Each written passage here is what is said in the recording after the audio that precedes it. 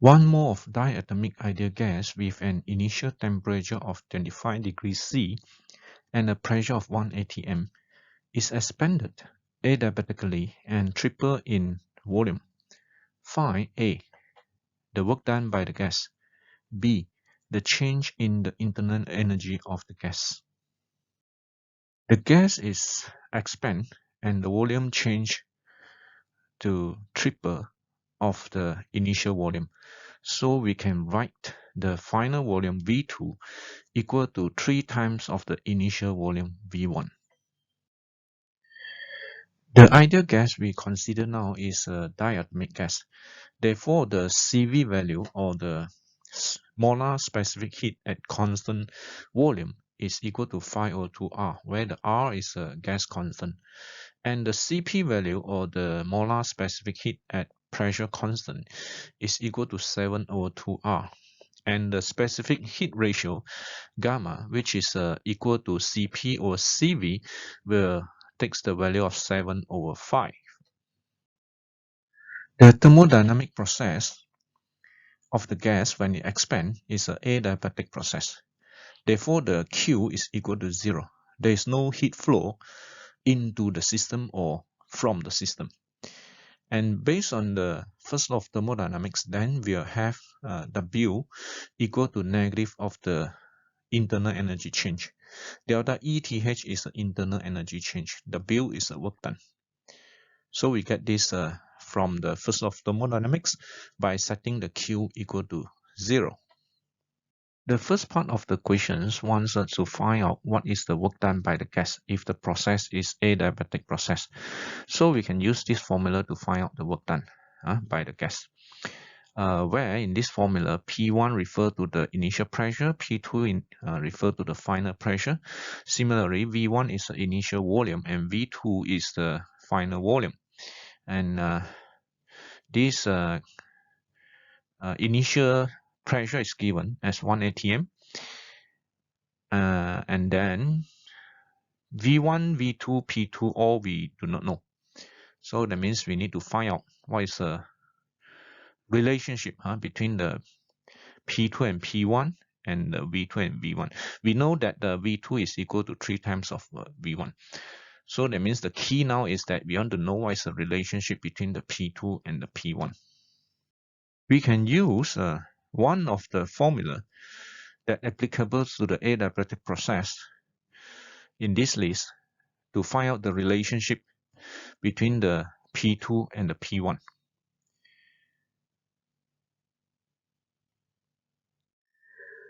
Now we start to solve the problems by finding the work done by the gas in the adiabatic process. We use this formula. So as I mentioned just now, we know the gamma value. We know what is the P1, which is 1 atm.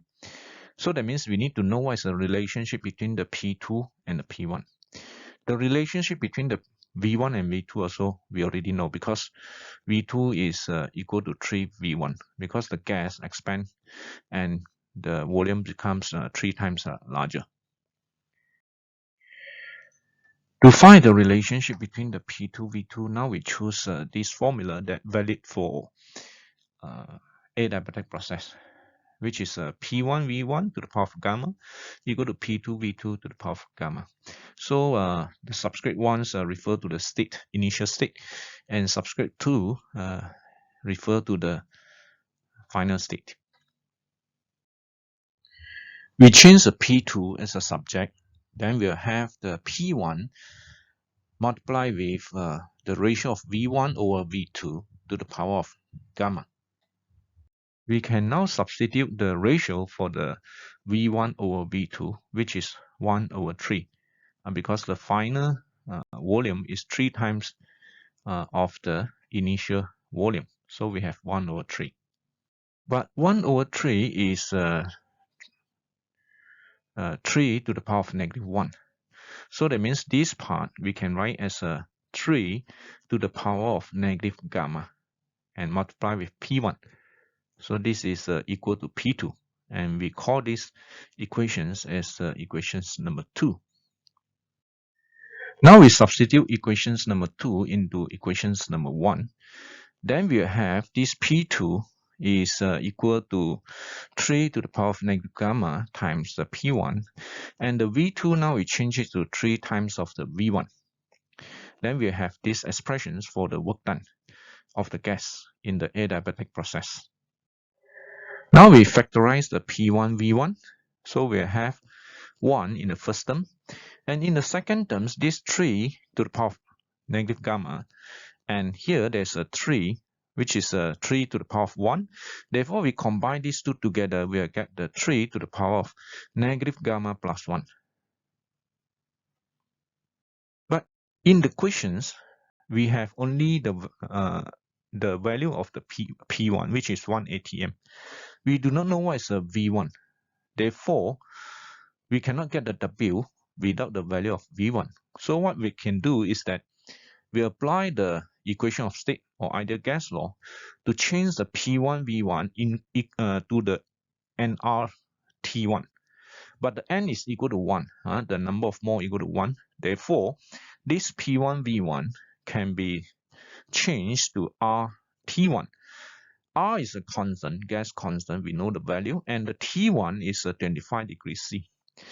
By these steps, by this trick, so that means now everything's in these equations, we can substitute the value, we know their value, and then we can get what is the W.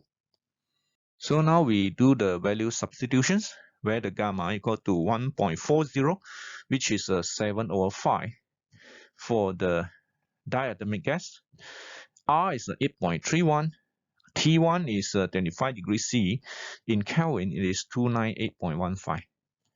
Okay, again, this gamma also take 1.40.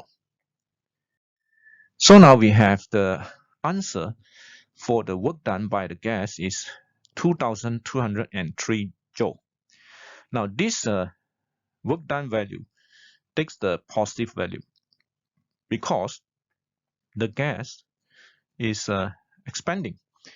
For the expansions, gas expansions, the work done must be positive value. The work done by the gas must be positive value. Now we move on to the part B. We need to find what is the change in the internal energy of the gas.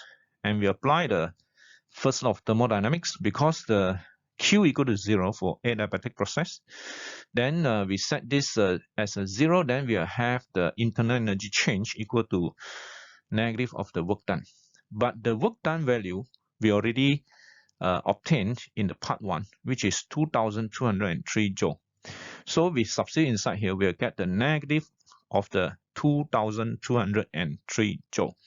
This is an internal energy change. So that means the internal energy of the gas after the gas undergoes these adiabatic expansions, the internal energy will reduce. If the internal energy reduce, means that the temperature will also drop. So temperature of the gas reduce as a result of the adiabatic expansions of the gas. Okay, so the work done, the energy used to do work is come from the internal energy.